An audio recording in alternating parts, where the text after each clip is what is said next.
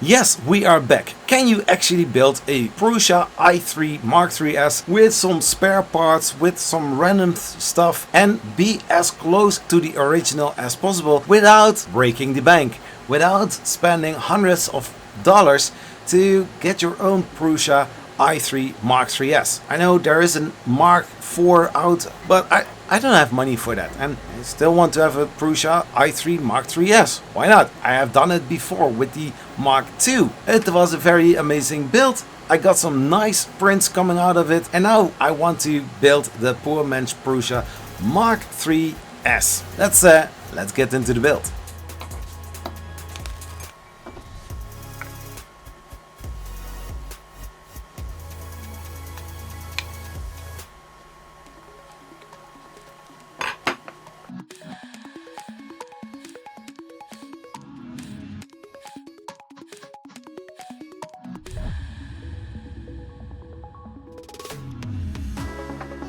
So here you can actually see that the rod is all the way in.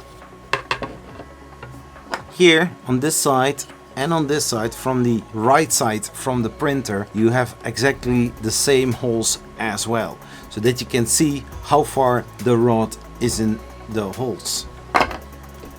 Very handy.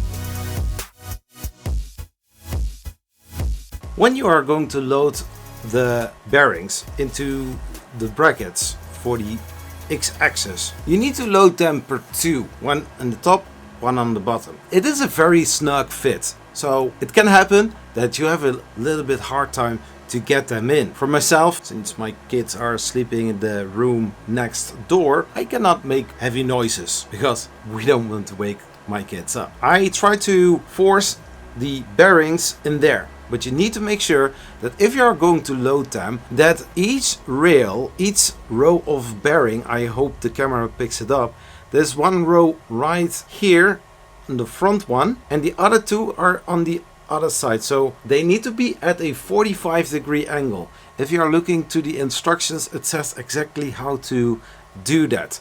But first, try to load them in the right orientation from the bearings in there, and then push them all the way through. Not both on the same side, 45-degree angle. Do that for both sides, and you're good to go. Let's put also bearings on these rods, and this one is a little bit rough. I hope it's going to be less, but we will see. Let's continue.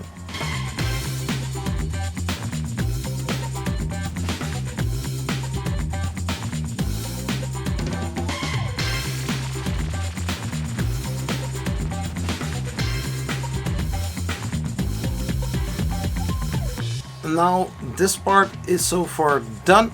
As you could see, I was making the hole a little bit bigger so that the M3 nut will fit in, since I don't have any square nuts, and this was the most simplest way to do. In the end, you saw also me grinding a little bit of the M3 nut away, and in the end that helped quite a lot. And I used a small plier to push the nut all the way through so that the M3x30 screw fitted all the way through, barely not sticking out on this side. This one is going to adjust the stepper motor a little bit outwards or a little bit backwards, just depends on how much tension there is on the belts. On the other side, I used again two bearings with flanges, not the one that is here on the instruction. I need to order them, and once I have them I can always replace them. No big deal. I also don't have locking nuts, I just use a normal nut in there. I did use a timing belt to hold the two bearings in its place, and then put a screw on this side, and then use the nut on the other side to keep them together. And as you can see, it's very nice. I also marked the bearings one line across the place where the 2 rows of bearings are, so that if you are going to put them on the smooth rods, that this should align with some other part of the build. We are going to do the smooth rod bearings onto the smooth rods, and we are going to continue.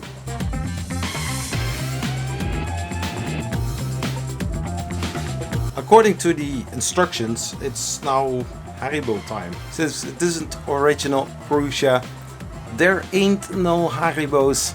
So I'm going to eat, after this video, I'm going to eat some potato chips, something like that. Drink a beer, drink some wine, I don't know. Anyways, so far this is the X-axis frame. Does look nice. Some little changes that I had to do, but hey, it's working, baby. Anyways, so we are going to continue. There's a little thing that I need to print in order to keep this thing going. I need to have the lead screw nuts. I don't have them. So I'm going to do that a little bit later, shall we say. So now we are going to continue with the Z-axis. I don't have the original stepper motors where the lead screw is inside of the stepper motor. These are lead screws with stepper motors that I took from an old 3D printer. These are T8x8 and it's a 4 start. Usually you also need to have those lead screw nuts. I searched online and I did find these, and I printed them on my printer. You know, it's handy.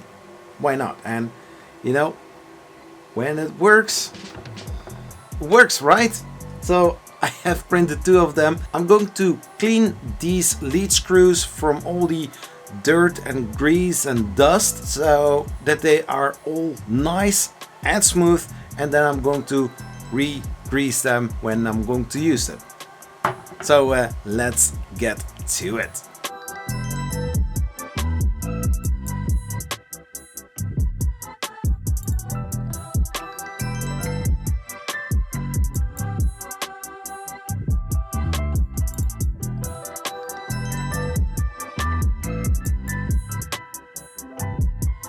When I was mounting the brackets for the stepper motors, normally you should use, according to the instructions, M3x10 nuts. But my frame is 3D printed, and as you would know, this is plastic. This is just PETG filament that I have used for this build. So on the back side, I have changed the M3 screws for M3x12 screws and put a nut on the back side of it, and then tension that really well. I don't know if you could see it on the time lapse, but the frame is still flimsy. In a later part of this series, I'm going to install the power supply unit and also the controller board casing. That is for me the opportunity to design something that gives the whole frame more rigidity, so that it doesn't wobble that much. On the front side we have the lead screw and the smooth rod holding the frame on this side in place. On the back side we have then the power supply with a special bracket, and on the other side we have the controller board casing with also some extra stability. You will see then exactly what I'm going to do. Let's continue with installing the lead screws.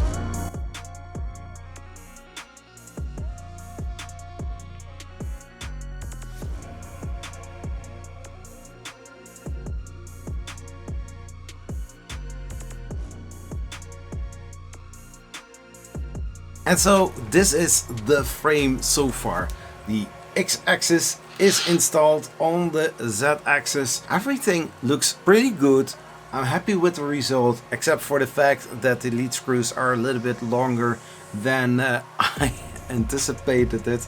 So I had to make a little adjustment for the top bracket. Also the smooth rods, I need to press them in a little bit further. I couldn't do that because I don't want to make too much noise. Kids are sleeping next door, so we don't want to have kids waking up when daddy does. But anyways, I think so far it looks very nice. If you are interested in more about 3D printing and specifically in slicing software, check this video out. I'd show you 11 tips in Creality Print. Check it out.